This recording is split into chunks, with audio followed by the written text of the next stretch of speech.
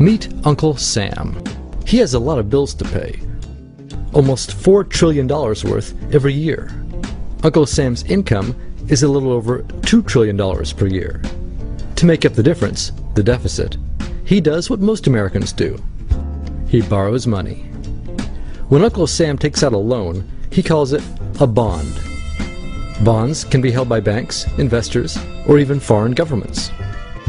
Uncle Sam has to promise to pay interest on these bonds, just as you do on any loan you take out. Ever think about paying your mortgage with your credit card? That's exactly what Uncle Sam does. He takes out new loans, new bonds, so that he can make payments on the old ones. All those loans, and especially all that interest, adds up.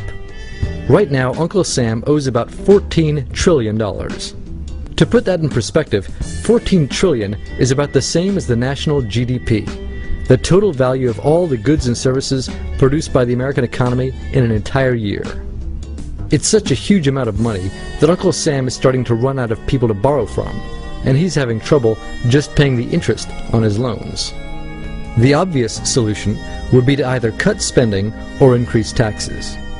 But if he cuts spending, the people that he's spending money on would complain that they don't have money to spend, and that he was hurting the economy.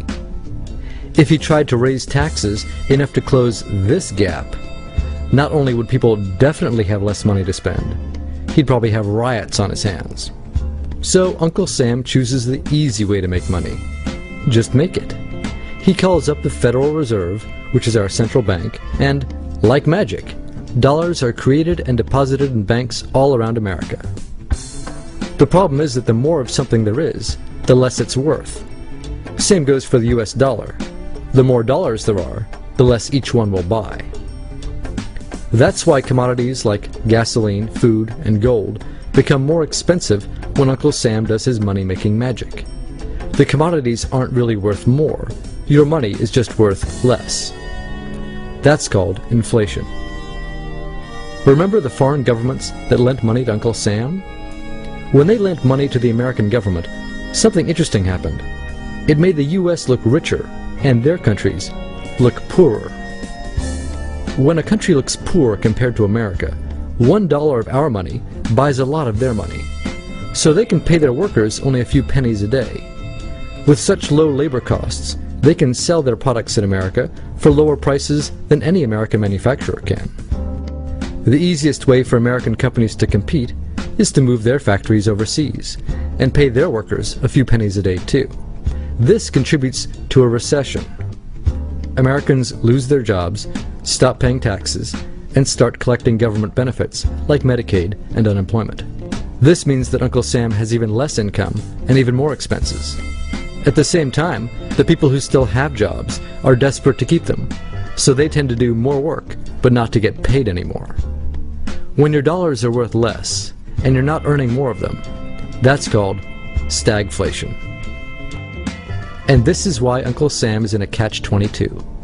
He can't raise taxes or cut spending without making the recession worse. And he can't have the Federal Reserve create more money without making inflation worse. For now, he can keep borrowing money, but since he can't even pay the interest on the loans he already has, it just makes his inevitable bankruptcy even worse.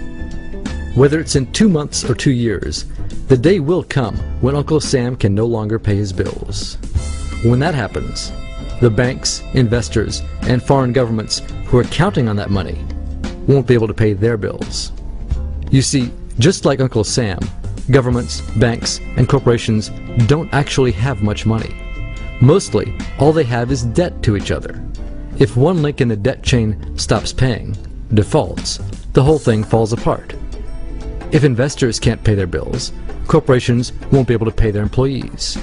If banks can't pay their bills, you won't be able to take out a loan, use a credit card, or even withdraw your savings. If foreign governments can't pay their bills, their own banks and corporations will have the same problems. That's called a global economic collapse. It's never happened before, so nobody really knows how bad it will be, how long it will last, or even how we'll eventually get out of it.